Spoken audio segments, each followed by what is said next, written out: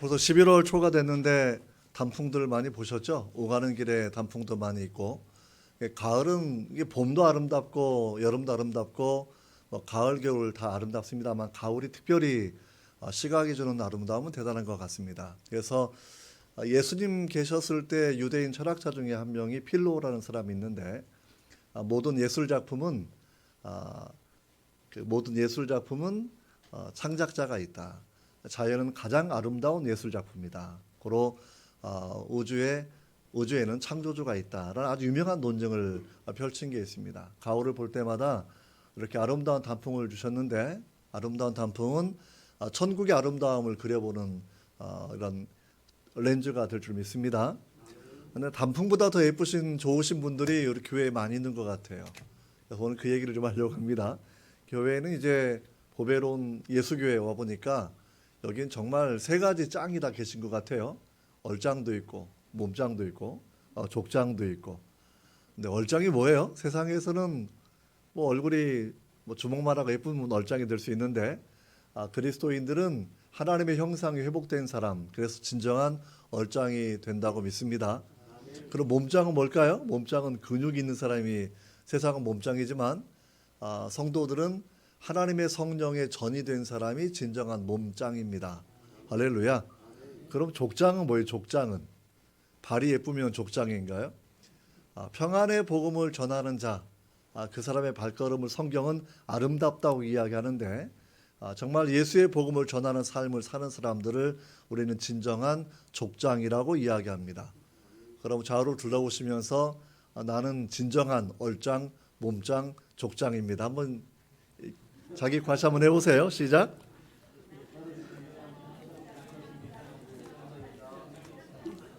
네. 다른 교회 가면 이게 자신이 없어가지고 인사를 잘 못하는데, 여기는 너무 예수 안에 진정한 얼짱, 몸짱, 족장이 그런지 아주 자신감 있게 이야기를 하시는 것 같아요. 감사하고 상대방 칭찬을 해봅시다. 장로님, 집사님, 우리 형제님, 자매님은 진정한 얼짱, 몸짱, 족장입니다. 시작.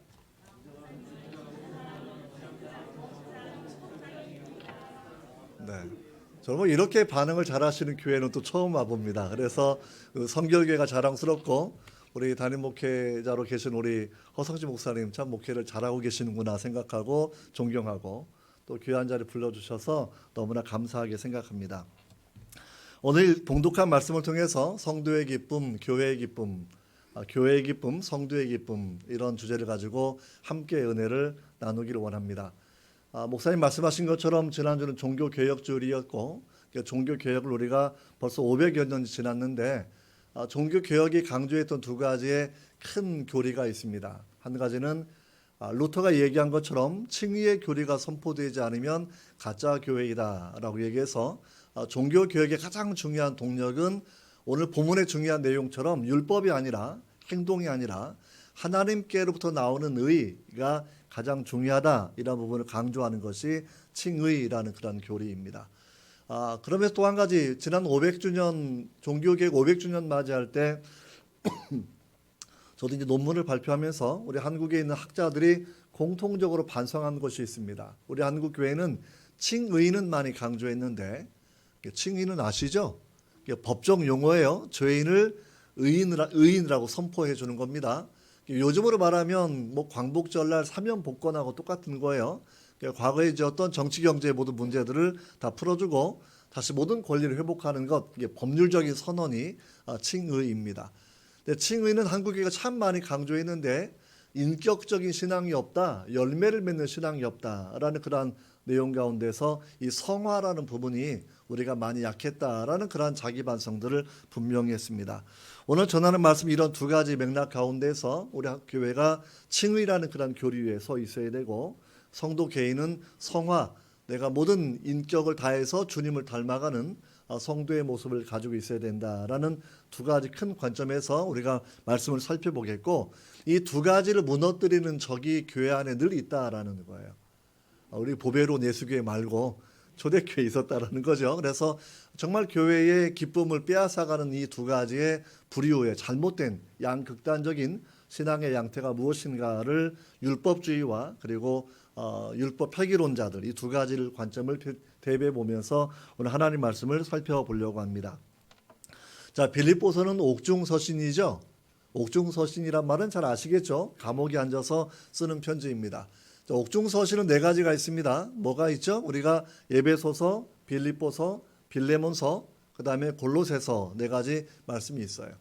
빌립보서는 되게 짧은 성경입니다. 네 챕터로 이루어져 있는데 네 챕터가 전부 다 기뻐하라라는 16번의 말씀이 강조되어 있는 기쁨의 서신이기도 해요. 그럼 기뻐해라, 기뻐해라 16번을 지금 이야기하고 있는데 빌립보 교회와 성도들이 기뻐하고 있다고 하는 이야기입니까? 아니면 기뻐하지 못하기 때문에 기뻐하라고 이야기하고 있는 것일까요? 이게 중요한 내용이겠죠. 정말 주님의 몸된 교회라고 하면 구원의 기쁨이 넘쳐야 할 겁니다. 주님을 닮은 성도라고 하면 성령이 주시는 희락, 평강, 이 조이 이게 넘치는 삶을 살아야 되는데 이 빌립보 교회가 처한 상황이나 교회 여건들을 바라보면 기쁨을 잃어가고 있다라는 것이 사도 바울의 진단입니다. 감옥에 앉아 있지만 하나님의 은혜 가운데서 빌립보의 상황들을 정확하게 인식을 하고 교회가 잃어버린 기쁨을 회복하려고 하면 두 가지의 대응이 필요하다라는 큰 관점을 가지고 3장 전체가 기록되어 있습니다.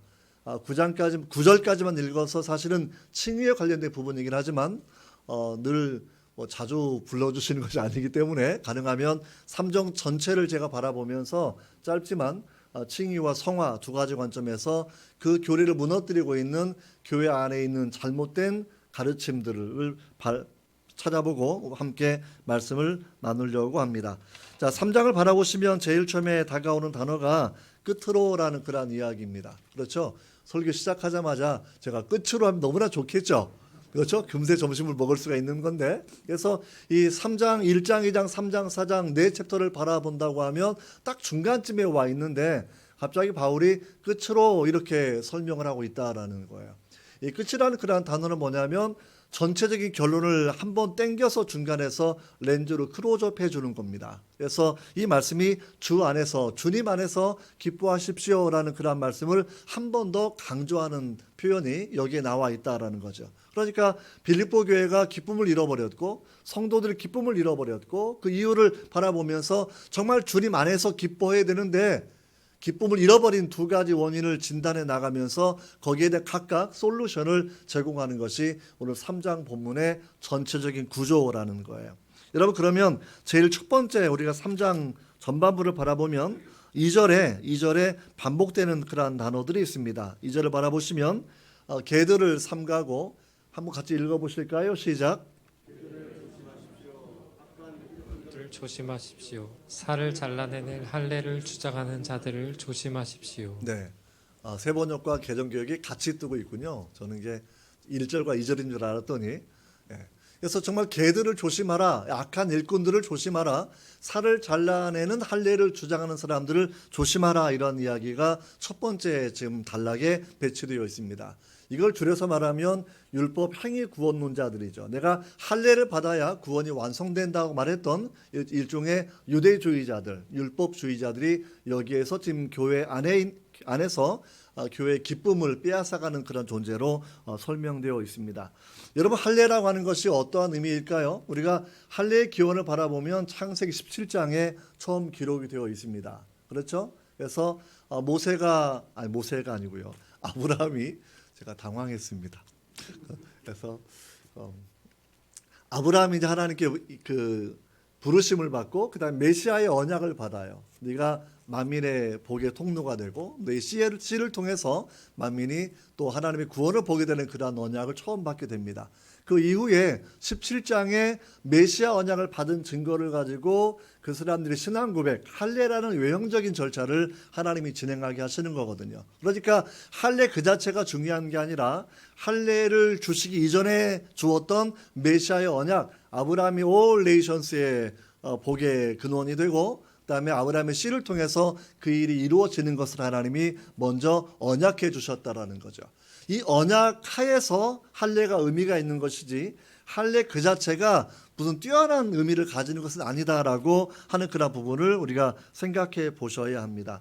우리가 그런 내용 바라보면서 우리가 모세가 창세기를 기록했는데 모세가 이미 신명기에서 할례를 설명하기를 목을 곧게 하지 말고 마음의 할례를 받아야 된다 이렇게 말씀해주고 있다라는 거예요. 그러니까 결국 할례의 문제는 마음의 문제이고 이 마음의 영역 가운데에서는 메시아에 대한 언약 이것이 가장 중요한 문제였다라는 것을 모세가 처음부터 분명하게 말씀을 하고 있습니다. 그럼에도 불구하고 구약 성경을 난 잘 알고 있다라고 생각했던 유대주의자들은 옛날 성경은 손할례당이라고 표현했는데요. 이 손이라는 것이 핸들을 말을 하는 게 아니라 손해 본다, 손해 볼 손 혹은 잘라내는 이 손자 한문을 써가지고 얘기하는 거거든요. 그러니까 자기 몸에 살을 잘라내는 것, 율법의 모든 것들의 집약을 할례라는 외형적 틀로 바라보면서 우리가 이렇게 내 몸을 상할 정도로 열심을 가져야 구원을 이루는 거다라고 그렇게 말을 하는 사람들이 교회 안에 들어오게 되었다라는 거예요.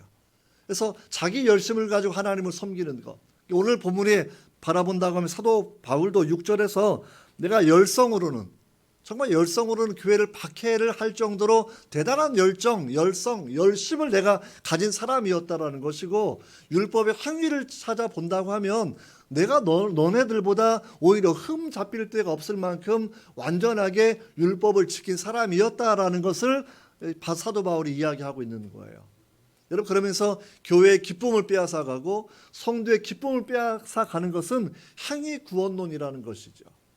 우리 시대에도 사실 많은 이단들이 있습니다. 신천지도 있고 왜 이렇게 열심히 그 사람들이 그 이단에 빠져서도 열심히 그렇게 활동을 하냐면 되게 행위 구원론과 연결된 교리 체계가 있기 때문입니다.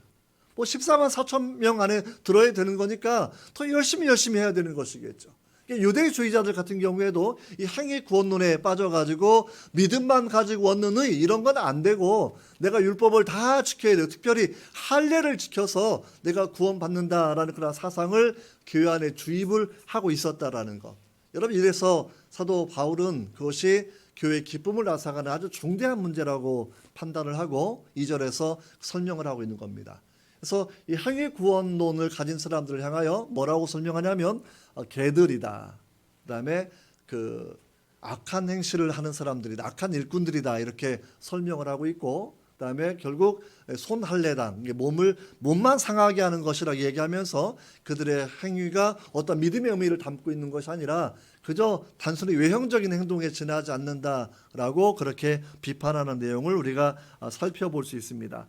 여러분 이런 내용 바라보면서 사도 바울이 왜 정말 그처럼 성령이 충만하고 신약 성경 서신서에 13개를 썼던 사도 바울이 용어가 좀 거칠지 않습니까? 사람을 향하여 그렇죠. 우리가 옆에 있는 사람 보고요 친한데 걔들 그러면 다음 주에 서로 얼굴 안 보는 겁니다. 그렇죠? 그러니까 우리가 친한 사이라 그래도 이 걔라는 말이 들어가게 되면 굉장히 불편해지는 건데 사도 바울이 그들을 걔들, 악한 일꾼들 이렇게 얘기하는 그런 내용은 이건 그냥 두고 볼 수 있는 관용의 문제가 아니었기 때문입니다.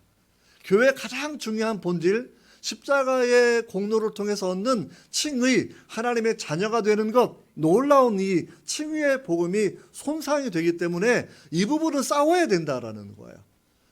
여러분 사도 바울이 이제 옥중서신 4개 말고 사실은 디모데후서가 가장 마지막 옥중서신이에요. 순교하기 직전에 체포되어서 있다가 썼던 서신서가 디모데후서 말씀인데 내가 믿음의 선한 싸움을 다 싸웠다라고 자기 사역 전체를 회고를 하고 있거든요.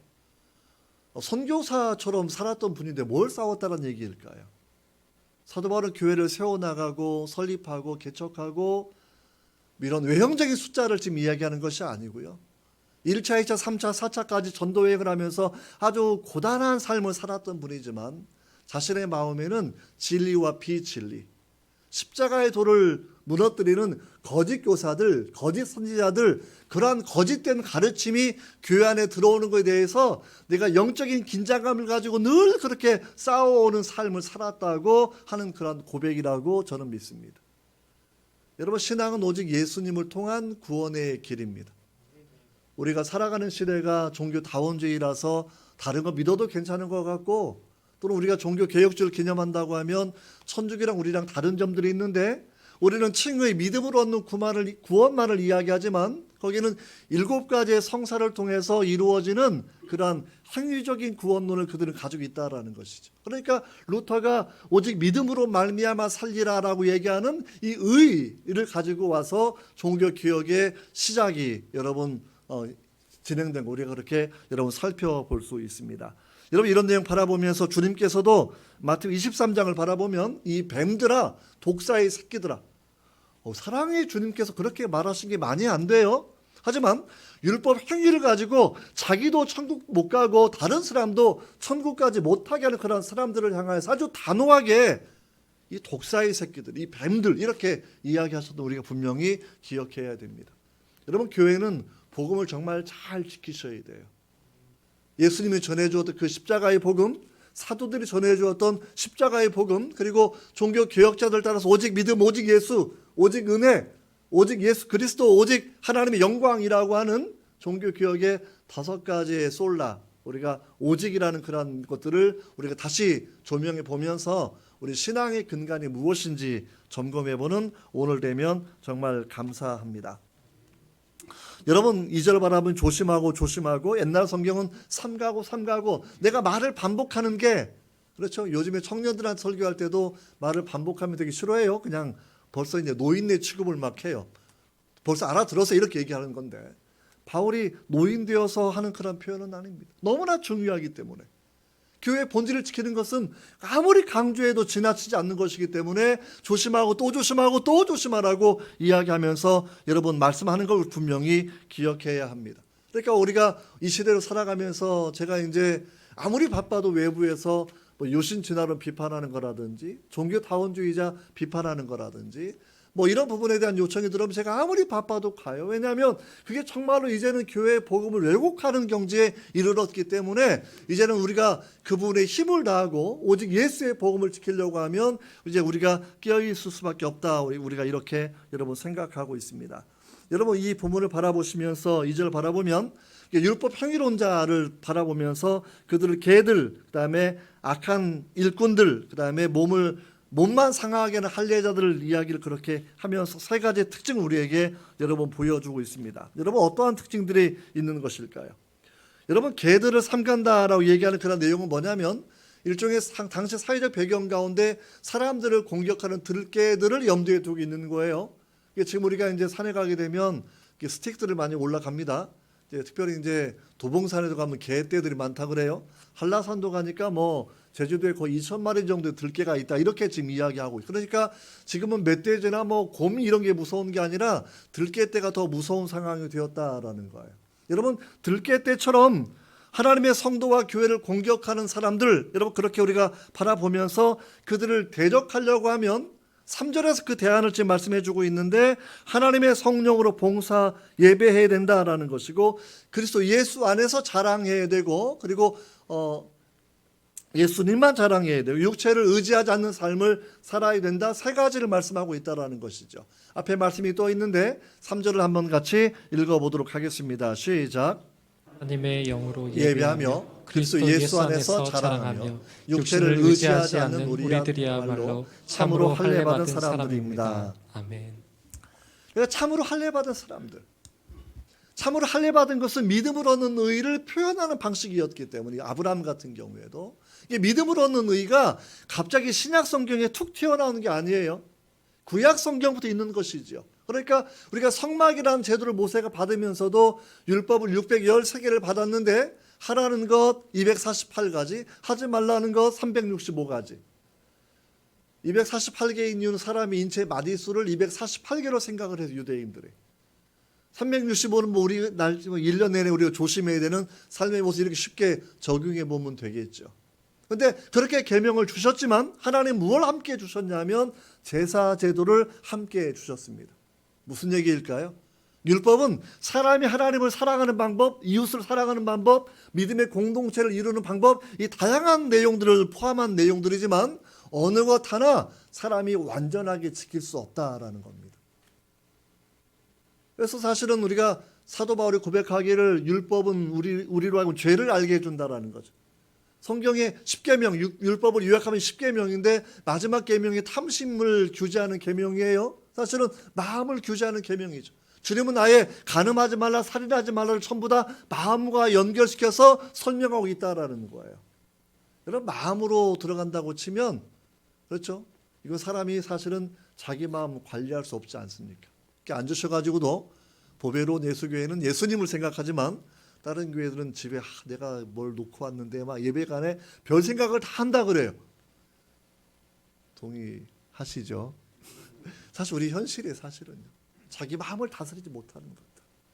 그래서 마음의 문제를 바라보면서 바울이 설명하는 것이 정말 그러한 문제를 극복하려고 하면 우리가 거듭난 사람이 되어야 되는 거죠.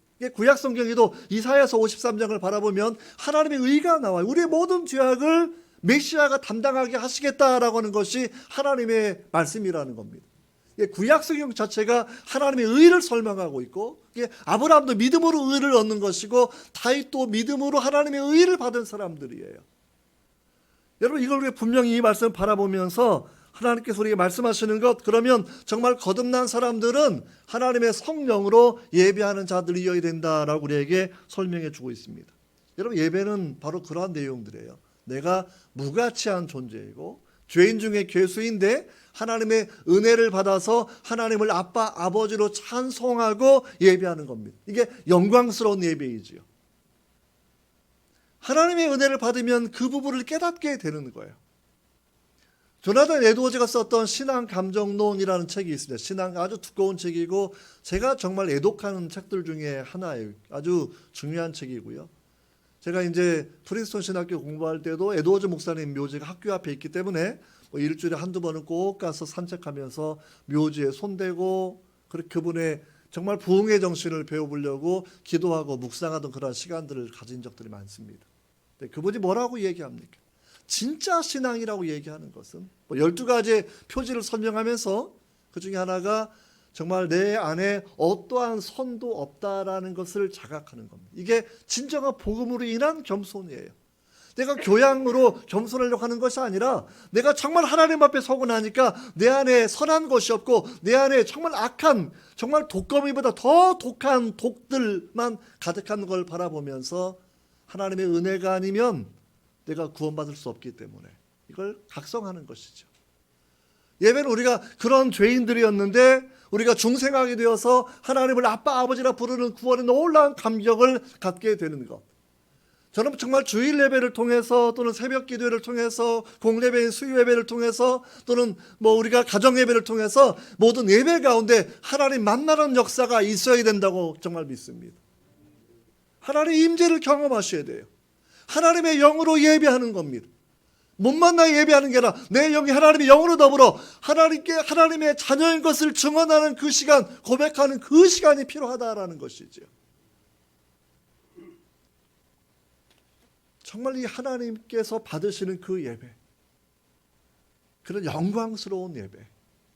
초대교회는 환란을 살던 그런 교회였지만 그게 분명하게 사도들의 가르침으로 자리 잡고 있었습니다.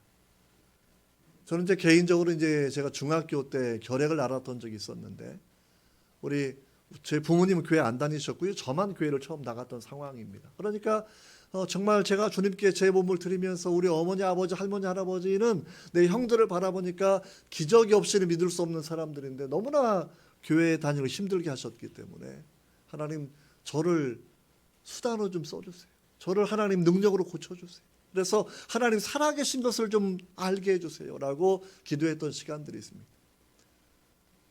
근데 정말 한두 달 지나고 나서 성탄절 2부 예배를 드리는 그날, 그때 영광스러운 예배가 뭔지 그때 한 번 처음으로 맛보았던 적이 있어요. 매주 드리는 예배가 아니라 그날은 정말 하늘문이 열리는 예배라는 인식을 중학생 때 그냥 받았습니다. 하나님 받으시는 찬양, 하나님 받으시는 기도, 하나님께서 예배하는 자를 찾으시는 그 마음을 제가 알게 되고 하나님 임재를 경험하면서 그냥 눈물 콧물 다 쏟아지는 1시간 20분 동안.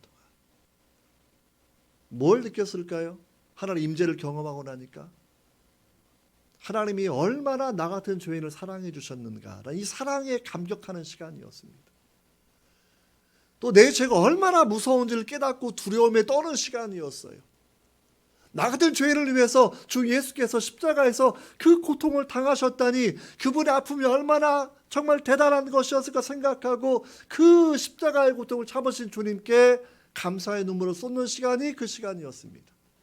그렇게 내내 울고 또 울고 울었더니 주님은 돌아가신 분이 아니죠.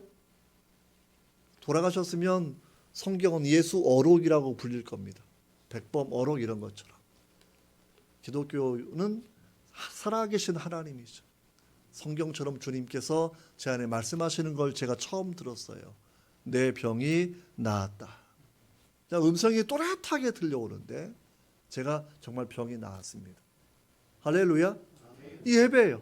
요한복음 4장에 말씀하신 것처럼 정말 하나님께서 예배하는 자를 찾으시는 것, 이게 하나님의 마음이고, 우리가 드린 이 예배는 한 번 주일날 출석하는 것이 아니라 영광스러운 아버지 앞에 하나님의 자녀, 진정한 몸장이 되고 얼장이 되고 족장이 되어서 하나님 앞에 그 감사의 마음을 표현하는 시간이 예배라고 분명히 믿습니다. 여러분, 오늘 말씀을 통해서 정말 이 부분, 그러니까 하나님의 성령으로 예배하려고 하면 하나님의 성령으로 거듭나셔야 돼요. 그래서 니고데모에게 주님이 하셨던 말씀이, 네가 거듭나야 되는 것, 내가 이걸 말하는 것을 이상하게 여기지 마. 사람이 거듭나지 아니하면, 다시 나지 아니하면 하나님 나라 볼 수 없고 하나님 나라 들어갈 수 없어. 이건 주님께서 2번이나 확증하신 내용이라는 것이죠. 두 번째는 그리스도 예수 안에서 자랑하라는 거예요. 그러니까 할례파, 이 행위 구원론자들은 자기 행위를 자랑하죠. 내가 얼마나 공로를 많이 세웠는지, 얼마나 많이 내가 교회에 봉사하고 있고 헌금을 하고 있고, 얼마나 많이 내가 세상 사람 바라볼 때에도 존경받을 만한 행동을 하고 있는지를 드러내는 것이겠지만, 예수 안에 있는 사람은 예수님만 자랑합니다. 내가 공로를 내세울 것이 아무것도 없다라는 거예요. 구원의 문제에 있어서는 우리는 0.00001, 가끔 뭐 새우깡 사면 새우 들어있는 이 퍼센트가 얼마 안 돼요. 0.00 내려가는데 우리는 그런 것도 전혀 기여할 수가 없습니다. 구원은 완전한 하나님의 은혜입니다. 하나님의 은혜로 주어지는 거예요. 믿음도 믿음으로 말미암아 구원, 이 믿음도 내 공로가 아니라 믿음도 하나님의 씨앗이고, 믿음을 자라나게 하시는 분도 하나님의 성령의 역사라는 거예요. 거기에 비록 내 의지가 반응할 수 있고, 내가 내 온 마음을 다 하나님을 사랑하는 것이 다 포함되어 있지만, 그 모든 것들을 돌이켜보면 다 모든 것이 하나님의 은혜였구나라고 우리가 생각하고 여러분 고백할 수밖에 없다라는 겁니다. 여러분, 사도 바울이 말하면 너네들 자랑하는 것 나도 다 가지고 있어. 내가 더 완벽해. 나는 8일 만에 할례 받았고, 히브리인 중에 히브리인이고, 나는 왕을 배출한 베냐민 지파의 사람이었고, 나는 흠을 잡힐 만한 사람도 아니고, 내가 얼마나 열심히 있는지, 나는 그런 열정 플러스 내가 박해하는 것도 열심히 했던 사람이야라고 그렇게 자기 과거를 밝히고 있다라는 것이죠. 그렇게 열심히 살아가는 거 어쩌면 강박증에 사로잡힌 사람의 특징입니다. 내가 뭐라도 열심히 해야, 내가 뭐라도 열심히 해야 점수가 막 올라가는 거죠. 뭐 55점, 60점, 61점, 조금 더 해야 70점 올라가고, 여러분 그게 아니라는 겁니다. 여러분, 하나님 앞에서는 상대평가라는 게 없어요. 경쟁해가지고 우리 보배로운 예수교회 10%만 천국에 들어가고, 그러면 10% 안에 들려도 우리가 얼마나 열심히 해요. 그렇죠. 설교할 때 막 아멘 반응도 해야 되고 막 전부 다. 근데 그게 아니에요. 그냥 하나님의 절대평가의 기준. 그건 예수 그리스도를 믿는 그 믿음 하나만 하나님이 보신다라는 겁니다. 이걸 놓치면 기쁨을 이루어 경쟁 사회로 들어가는 거기 때문에, 경쟁 사회로. 대표적인 경쟁 원리가 어디 나오냐면 요한복음 5장에 나오지 않습니까? 베데스다라는 연못이 있는데, 그렇죠? 들려오는 풍문이 뭐냐면 제일 먼저 들어가는 사람은 병이 다 나아요. 그건 정말 거짓말이에요. 그건 당시의 풍문입니다. 풍문. 진짜 병이 나으면 헤롯 왕이 철조망 쳐놓고 아무도 못 가게 했을 거예요. 아프면 자기들 가족만 들어가면 되는 거니까. 뭐 길게 그 부분을 설명할 시간은 없습니다만, 성경은 믿음의 원리입니다. 경쟁의 원리가 아니에요. 오직 믿음으로 주님을 바라보는 자 누구든지 하나님이 멸시하지 아니하고 실어버리지 아니하고, 하나님의 구원의 은혜 가운데, 치유의 은혜 가운데 우리를 품어주신다고 우리 그렇게 분명히 설명하고 있습니다. 여러분, 그래서 육체를 또한 의지하지 말아야 된다라는 거죠. 육체를 의지하지 않아야 된다라는 거. 우리 부모님들은 다 아실 거예요. 자식들에게 내가 힘이 되어줘야지. 근데 몸이 힘이 안 돼요. 점점 살다 보면. 그렇죠?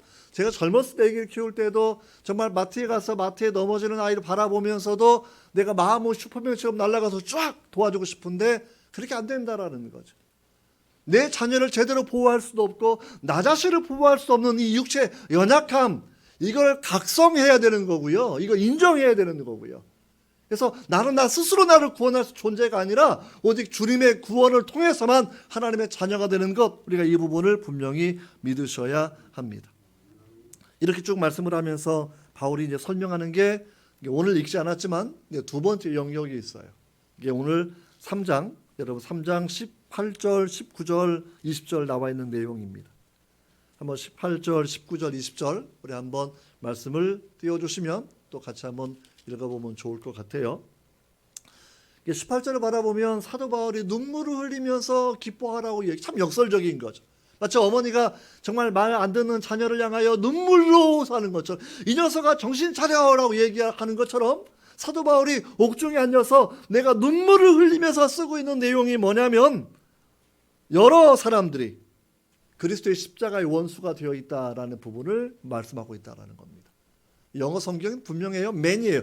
여러, 한국말로는 몇 명 안 되는 것 같은데 바울이 바라보는 말을 NIV 성경 영어에서는 many, 많은 사람들이 십자가의 원수처럼 행동하고 있구나.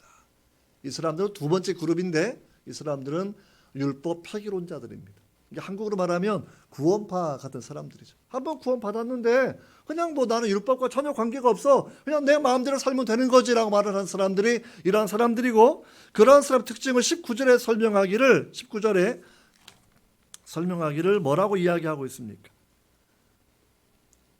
개역 성경에서는 그들의 마침은 멸망이요, 그들의 씨는 배요, 그 영광은 그들의 부끄러움에 있고 땅의 일을 생각하는 자들이다. 이렇게 우리에게 여러분 설명해 주고 있습니다.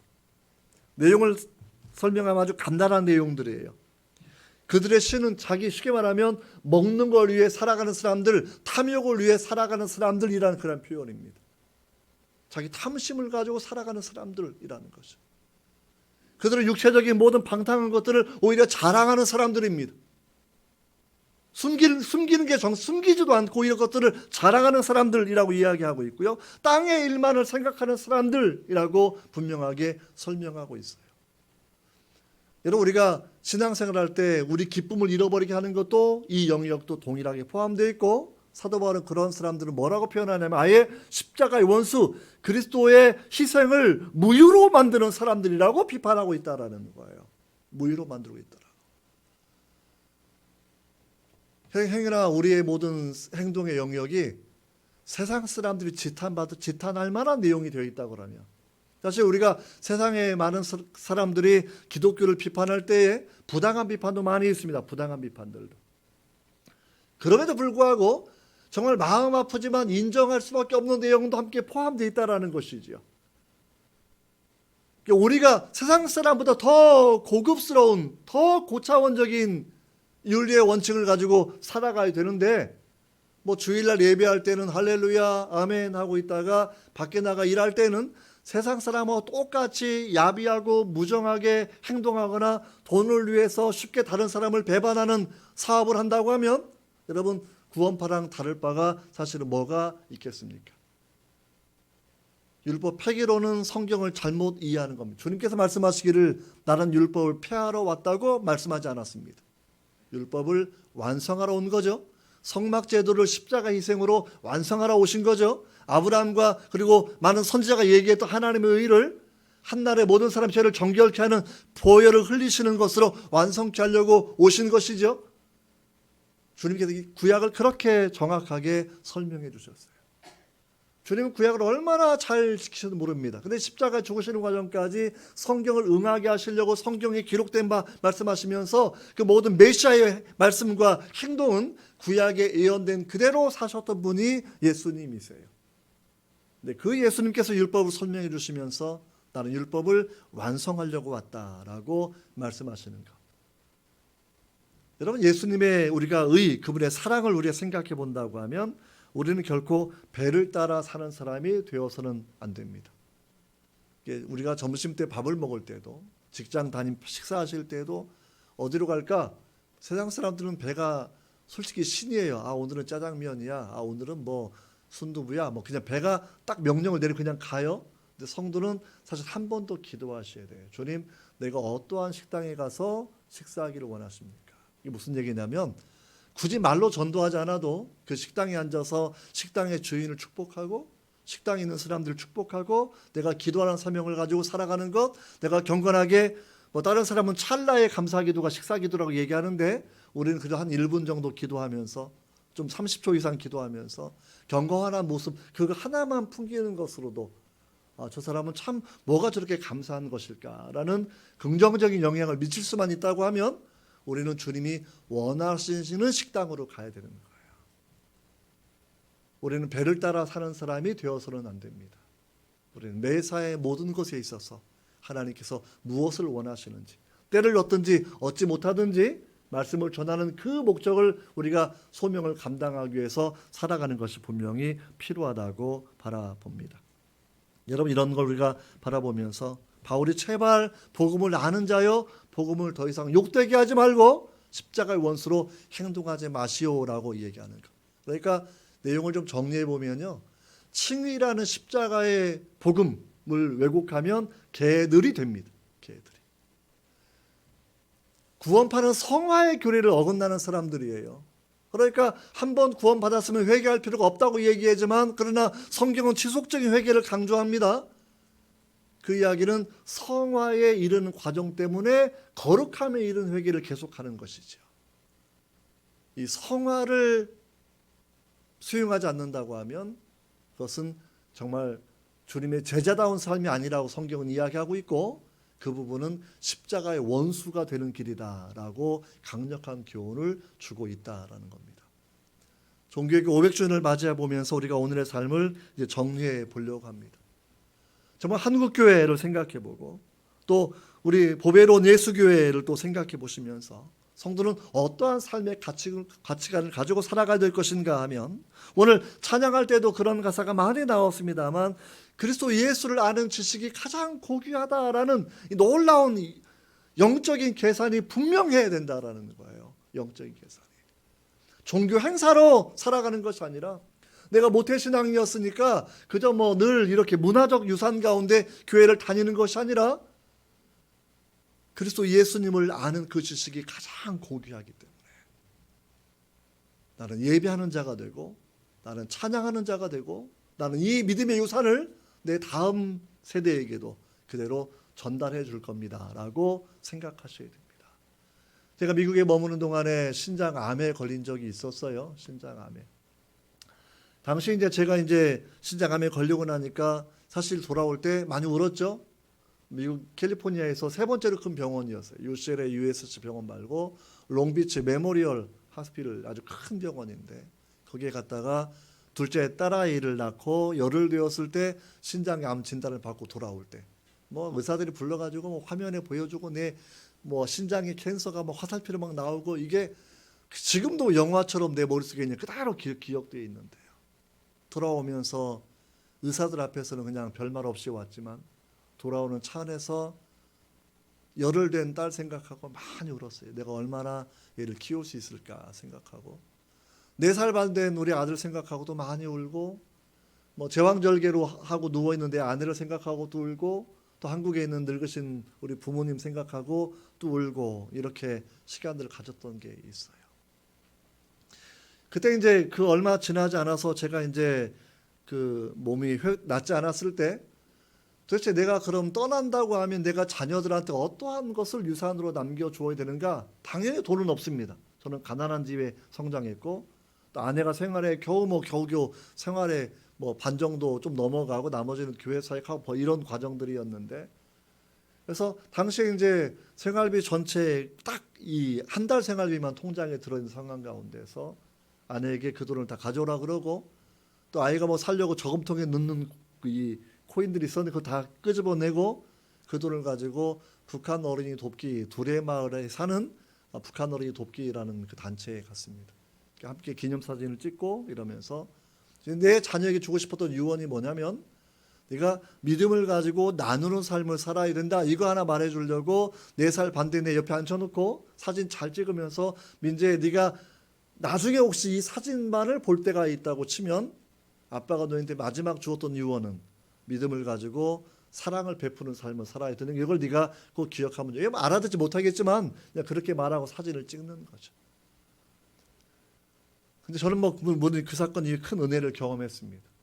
왜냐하면 이제 생활비는 다 떨어졌고 당장 내가 헌금한 게 거의 헌금처럼 드린 거니까 뭐 아무도 아는 사람도 없죠. 돈은 이제 땡전 한 푼 없는 상황이었는데요. 그 다음 주에 교회를 사역하는 교회가 아니라 잠시 다녔던 교회 주일날 예배들을 갔습니다. 갑자기 여전대가 막 모이고 이러더니 제가 갈 때 어제 내가 헌금한 액수랑 유사한 액수를 전도사님 쓰시라고 저한테 주더라고요. 저는 그때 또 하나님의 살아계심을 한 번 더 경험합니다. 네, 사정을 잘 아시는 주님. 아무도 내 통장에 빈 걸 모르는 상황이었지만 주님은 내 식구가 살아가기 위해서 당장 필요한 돈들이 있으니까 내가 과거에 냈던 돈입처럼 생활비 전부를 주님께 올려드리는 심정으로 그 일을 했지만 주님 내 삶을 돌아보시면서 내 가정을 돌봐주셨던 그게 생각이 나요.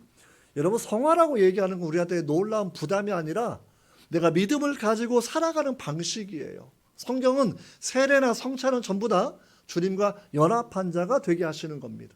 주님과 함께 죽고 함께 살아나는 삶을 살아가는 거죠. 주님과 동행하는 자가 되는 것이죠. 조나단 에드워즈가 얘기하는 것처럼 진짜 신앙 가진 사람의 첫 번째 특징은 성령의 내주하심, 성령의 내주가 내 안에 분명한 거죠. 성화는 성령을 따라 사는 삶입니다. 성화는 말씀을 따라 사는 삶입니다. 성화는 내 첫 인격으로 주님의 제자로 살겠다고 다짐한 사람이 살아가는 삶입니다. 일주일, 주일날만 크리스찬이 아니라 이 7일 전체가 크리스찬으로 살기를 원하는 거죠. 우리 어른들은 그 불초소생이라는 말 알 거예요. 그렇죠? 우리 옛날에 아버님 전상서 편지 쓰면 불초자식 이런 말 막 써요. 뭐냐면 아버지를 기대에 부응하지 못했다 이런 표현 가지고 쓰는 그러한 단어입니다. 성화가 그 길을 제대로 진행하고 있지 않다고 하면 하나님을 닮지 못한 불초자식에 지나지 않습니다. 성화는 너무나 중요한 교리예요. 우리 인간의 공로를 내세우는 게 아니라 태어난 사람이 온전한 사람은 성장해 나가는 것처럼 그리스도의 분량까지 우리 믿음도 성장해 나가는 것, 이 자연스러운 생명이 성장해 나가는 그런 과정을 성경은 우리에게 성화로 보여주고 있다는 거죠. 여러분의 주변의 가족들이 당신이 참 많이 변했다라는 평가를 하는 사람이 되어야 합니다. 나이가 많아서 혹은 삶의 조건이 바뀌어서 바뀌는 것이 아니라 말씀을 읽다가 내가 바뀌는 거죠. 예수를 알았기 때문에 내가 바뀌는 거죠. 우리 한국교회가 이 부분이 가장 약했다고 하는 것이 지난 종교개혁 500주년을 지나면서 내렸던 공통적인 학자의 결론이었다는, 믿음을 얻는 이거 정말 많이 강조하는데 왜 믿음이 인격과 연결이 안 되느냐, 왜 믿음이 주 6일 나머지 삶하고 연결이 안 되느냐라는 거에 대해서 우리가 정말 반성해야 하고 또 해야 한다라는 거예요. 여러분, 오늘의 말씀 이런 맥락 가운데 바울은 결론을 내립니다. 내가 그전에 자랑했던 모든 것들은 오물이었다, 쓰레기였다, 배설물이었다 라고 얘기하는 거죠. 네, 많은 사람들, 특별히 자기 배를 신으로 섬기는 사람들, 율법 회계론자처럼 완전한 외식적 행위를 통해서 자기 의를 나타내려고 하는 그러한 사람들은 사실은 바울이 쓰레기처럼 또는 배설물처럼 여겼던 것들을 붙잡고 자랑하는 아주 이상한 모습이라는 거죠. 우리로 생각하면 쓰레기 봉투 들고 자랑스럽게 말하는 사람이라든지 배설물을 가지고 자랑하는 사람, 이게 참 말이 안 되는 상황이지 않습니까? 그럼 뭐 거의 정신에 문제가 있는 상황이겠죠.